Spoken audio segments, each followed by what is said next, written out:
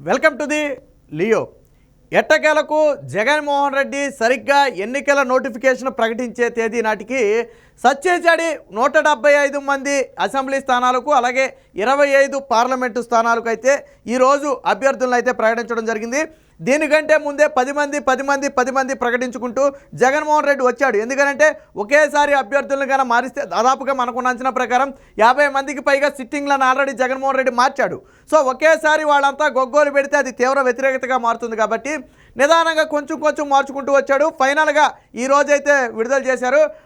Assembly అభ్యర్థులను అయితే మంత్రి ధర్మాన చదివితే పార్లమెంటుకు సంబంధించి సురేష్ అయితే ఎంపీ సురేష్ అయితే మాట్లాడటం జరిగింది.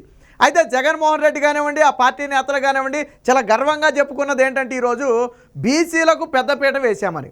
అంటే బీసీలకు మేమేదో ఉద్ధరించేశాం, బీసీలకు మేము చేసినంతగా ఎవరూ చేయలేదు, సీట్లలో కూడా మేము న్యాయం చేశామని చెప్పి వాళ్ళు చెప్పుకునే ప్రయత్నం చేశారు. అయితే ఇక్కడ కూడా జగన్మోహన్ రెడ్డి తన కన్నింగ్ తెలివి ఉపయోగించాడు. రెడ్లకు ఎంతమంది ఇచ్చాడనే దాన్ని చెప్పకుండా బీసీలకు మేము 48 సీట్లు ఇచ్చాం, గతంతో పోలిస్తే సీట్ల సంఖ్య పెంచామని చెప్పి చెప్పుకుంటున్నాడు. సరే, బీసీలలో గతంతో పోలిస్తే ఇప్పుడు పెంచిన మాట వాస్తవమే. ఎందుకంటే బీసీలలో తీవ్ర యాంటీ ఉంది కాబట్టి, బీసీలకు నువ్వు తీవ్ర ద్రోహం చేసావు కాబట్టి సీట్లు ఇచ్చి మభ్యపెట్టాలనే ప్రయత్నం చేసావు తప్ప నిజంగా రాజకీయ ఉద్దేశం ఉంటే 2019లో ఎందుకు నువ్వు బీసీలకు అన్ని సీట్లు ఇవ్వలేదు? సరే, ఒక 5-6 సీట్లు పెంచాడు, అది వేరే విషయం. ఎందుకు పెంచాడు అంటే బీసీల్లో ఉన్న ఆ అసంతృప్తిని తగ్గించడం కోసం జగన్మోహన్ రెడ్డి ఆడిన డ్రామా. కానీ రెడ్లకు ఎంతమందికి ఇచ్చాడో జగన్మోహన్ రెడ్డి చెప్పాడా? చెప్పలేదు. ఎంతమందికి ఇచ్చాడో తెలుసా? 49 మందికి ఇచ్చాడు. మొత్తం ఓసీలు 91 మంది అయితే అందులో రెడ్లకే 49 మందికి ఇవ్వడం జరిగింది. కానీ బీసీలకు 48 మందికే ఇచ్చాడు. మరి జనాభా ప్రకారం ఒకసారి చూసుకుందామా? జనాభాలో దాదాపుగా సగం మంది బీసీలే ఉన్నారు, అంటే 50% అనుకోండి బీసీలే ఉన్నారు. 29 ఎస్సీలు ఉన్నారు, 7 ఎస్టీలు ఉన్నారు. అవి రిజర్వ్డ్, మనం ఎవరం కూడా చేసేదేమీ లేదు. 36 స్థానాలు అవి పక్కన పెడదాం. మరి మిగిలిన స్థానాల్లో ఎంతమందికి ఇచ్చాడు బీసీలకు అంటే 48 మందికే ఇచ్చాడు. పోనీ ఈ సామాజిక న్యాయాన్ని జగన్మోహన్ రెడ్డి చెబుతున్న ఈ బీసీ సామాజిక న్యాయాన్ని సొంత జిల్లాలో ఎందుకు అమలు చేయాల? జగన్మోహన్ రెడ్డి సొంత జిల్లాలో ముందు అమలు చేసి చూపించాలి కదా. జగన్మోహన్ రెడ్డి సొంత జిల్లాలో ఎన్ని పోస్టులు ఉన్నాయి? మొత్తం జగన్మోహన్ రెడ్డి సొంత జిల్లా కడపలో మొత్తం 10 స్థానాలు ఉంటే అందులో 8 జగన్మోహన్ రెడ్డి సామాజిక వర్గానికి ఇచ్చుకున్నాడు. ఒకటేమో ముస్లింకి ఇచ్చాడు, ఒకటేమో ఎస్సీకి ఇచ్చినట్టున్నాడు. ఇది రిజర్వ్డ్. అంటే జగన్మోహన్ రెడ్డి సొంత జిల్లా ఇది కడప. మనం మాట్లాడుకునేది కడపలో జగన్మోహన్ రెడ్డి 10 స్థానాలు ఉంటే 8 స్థానాలు సొంత సామాజిక వర్గానికి ఇచ్చుకున్నాడు. మరి ఇక్కడ బీసీలు ఎక్కడా? బీసీలు ఏరి? జగన్మోహన్ రెడ్డి సొంత నియోజకవర్గంలో బీసీలు ఏరి? కనపడ్డారా? కనపడలేదు. మరి ఈ విషయాన్ని నువ్వు ధైర్యంగా చెప్పగలవా? నా సొంత జిల్లాలోనే నేను మొత్తం 10 స్థానాలు ఉంటే 8 రెడ్లకు ఇచ్చుకున్నాను, ఒక్కటి కూడా బీసీలకు ఇవ్వలేదని చెప్పి నువ్వు ధైర్యంగా చెప్పగలదువా? ఇకపోతే ఇంకొకటి కూడా ఉంది. జగన్మోహన్ రెడ్డి సామాజిక వర్గం ఆ పేరుతో చేసిన మోసాన్ని చూపిస్తా చూడండి ఒకసారి. ఇదిగో జగన్మోహన్ రెడ్డి సామాజిక న్యాయం ఏంటనేది ఇక్కడ మనం ఒకసారి చూద్దాం. మొత్తంగా రాయలసీమ ప్లస్ నెల్లూరు, అంటే ఉమ్మడి రాయలసీమ 4 జిల్లాలతో కలిపి నెల్లూరు మొత్తంగా ఉన్న స్థానాలు ఎన్నయ్యా అంటే 62 స్థానాలు ఉన్నాయి. ఈ 62 స్థానాల్లో జగన్మోహన్ రెడ్డి తన సొంత సామాజిక వర్గానికి ఇచ్చుకున్న సీట్లన్నీ 39 సీట్లు జగన్మోహన్ రెడ్డి తన సొంత సామాజిక వర్గానికి ఇచ్చుకున్నాడు.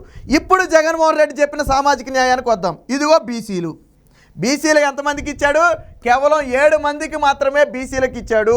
వీళ్ళు బీసీలు అయితే వీళ్ళు జగన్మోహన్ రెడ్డి సొంత సామాజిక వర్గం. ఇక ఈ రిజర్వ్డ్ అనేది ఎవరు చేసేది ఏమీ లేదు, అది కామన్గానే ఉన్నటువంటి సీట్లు అనుకోండి. ముస్లింలకు 5 ఇచ్చాడు. మరి ఇప్పుడు జగన్మోహన్ రెడ్డి బీసీ సామాజిక వర్గం గురించి మాట్లాడాడు కాబట్టి మనం బీసీలకే వద్దాం. ఇక్కడ మొత్తం రాయలసీమ మొత్తము ప్లస్ నెల్లూరు కలుపుకుని కూడా జగన్మోహన్ రెడ్డి అందులో పట్టుమని సగం సీట్లను బీసీలకు ఎందుకు కేటాయించలేదు? జగన్మోహన్ రెడ్డి మనం ఈ భాషలో చెప్పుకుంటే బహుశా 1/9 వంతు కూడా బీసీలకు కేటాయించాల జగన్మోహన్ రెడ్డి. ఎక్కడ? నెల్లూరు రాయలసీమ మొత్తాన్ని కలుపుకుని నెల్లూరు కూడా యాడ్ చేసుకుంటే, మొత్తంగా చేసుకుంటే మరి రెడ్డి సామాజిక వర్గం ఎంతమంది ఉన్నారు? మేబీ 5 నుంచి 6%, 7% కంటే లోపే ఉన్నారు రెడ్డి సామాజిక వర్గం. 7% కంటే లోపు ఉన్నటువంటి రెడ్డి సామాజిక వర్గానికేమో 39 సీట్లు ఇచ్చాడు. 50% దాదాపు 50% జనాభా ఉన్నటువంటి బీసీలకేమో 7 సీట్లు ఇచ్చాడు. ఎక్కడ? రాయలసీమ ప్లస్ నెల్లూరు కలుపుకుని జగన్మోహన్ రెడ్డి ఇచ్చినటువంటి మొత్తం సీట్లు. మరి ఇప్పుడు చెప్పాలి, జగన్మోహన్ రెడ్డి సామాజిక న్యాయం చేశాడా? బీసీలకు సామాజిక న్యాయం చేశాడా? జగన్మోహన్ రెడ్డి కుతంత్రం ఏంటంటే నేను మొత్తంగా 48 సీట్లు బీసీలకు ఇచ్చానని చెప్తున్నాడు తప్ప ఇక్కడ ఎన్ని సీట్లు ఇచ్చాడో చెప్పట్లేదు. తన సొంత జిల్లా కడపలో ఎన్ని సీట్లు ఇచ్చాడో చెప్పట్లేదు. ఎందుకు చెప్పట్లేదు అంటే రాయలసీమలో బీసీలకు సామాజిక న్యాయం జరగదా? జగన్మోహన్ రెడ్డి కడప సొంత జిల్లాలో సామాజిక న్యాయం జరగదా? మొత్తం సీట్లలో ఎందుకు సగం సీట్లు నువ్వు బీసీలకు కేటాయించలేదు? మొత్తం సీట్లలో రిజర్వ్డ్ సీట్లు తీసేసి మిగిలిన మొత్తం సీట్లలో బీసీలకు ఎందుకు సగం సీట్లు కేటాయించలేదు? కానీ తెలుగుదేశం పార్టీ ఏమీ చేయలేదని చెప్తారు. ఇక్కడతో పోలిస్తే నువ్వు ఇక్కడ నీ సొంత సామాజిక వర్గానికి ఇచ్చుకున్నటువంటి సీట్లతో పోలిస్తే తెలుగుదేశం పార్టీ తన సొంత సామాజిక వర్గానికి ఇచ్చిన సీట్లు తక్కువ, బాగా మొత్తంగా తక్కువ. మరి ఆ లెక్కన ఎందుకు మాట్లాడవు నువ్వు? ఇక్కడ సామాజిక వర్గాల గురించి మాట్లాడితే నువ్వు కమ్మ సామాజిక వర్గం అంటావు. కమ్మ సామాజిక వర్గానికి నువ్వు ఇచ్చిన రెట్ల కంటే తక్కువ సీట్లే తెలుగుదేశం పార్టీలో ఇచ్చారు. నువ్వు అలా మాట్లాడినా తెలుగుదేశం పార్టీ ఇవ్వలేదా కమ్మ సామాజిక వర్గానికి అని అనుకోవచ్చు చాలామంది. అలా చూసినా ఈ రెడ్ల కంటే పోలిస్తే తెలుగుదేశం పార్టీ ఇంకా తక్కువే ఇచ్చింది, మిగిలిన సామాజిక వర్గాలకే ఎక్కువ ప్రాధాన్యత ఇచ్చింది. మరి ఆ విషయాన్ని జగన్మోహన్ రెడ్డి ఒప్పుకుంటాడా? అంటే కేవలం ఎన్నికలు చివరికి ఇది కూడా ఒక స్ట్రాటజీ అనమాట. నేను 48 సీట్లు ఇచ్చా 48 సీట్లు ఇచ్చా అంటాడు తప్ప నీ కడపలో ఎన్ని సీట్లు ఇచ్చాడో చెప్పడు, రాయలసీమలో ఎన్ని సీట్లు ఇచ్చాడో చెప్పడు. ఎందుకు చెప్పడు ఇవన్నీ? ఏంటి రాయలసీమలో ఎంత ద్రోహమా? దాదాపు 39-40 సీట్లు నీ సొంత సామాజిక వర్గానిక. అక్కడ బీసీలు పనికిరారా? బీసీలు లేరా? వాళ్ళు పోటీ చేయకూడదా రాయలసీమలో? కేవలం 7 సీట్లు మాత్రమేనా? 62 సీట్లలో 7 సీట్లు అంటే ఎంత అన్యాయం ఇది? అందులో మిగిలిన సీట్లు మళ్ళీ రిజర్వ్డ్, లేకపోతే వీటిని కూడా వాడేదురు. వీటిని వాడటం కుదరదు, లేకపోతే ఇవి కూడా వెళ్ళిపోయి ఇందులో కలిసేసేయ. రిజర్వ్డ్ నియోజకవర్గాలు కుదరదు కాబట్టి వదిలేసాడు, లేకపోతే ఇవి కూడా తీసుకెళ్ళిపోయి అందులో కలిపేసుకునేవాడే.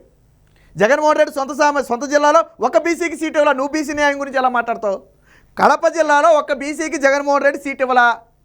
ఎలా సామాజిక న్యాయం అని చెప్పి మాట్లాడుతావు? నీ సొంత జిల్లాలో ఒక బీసీకి సీట్ ఇవ్వాలా? నీ సొంత జిల్లాలో బీసీలు పనిచేయరా? వాళ్ళకి సీట్లు ఇవ్వకూడదు అక్కడ? కాబట్టి జగన్మోహన్ రెడ్డి చెప్పే సామాజిక న్యాయం మొత్తం కూడా కేవలం కల్పితము, ఒక బూటకమే.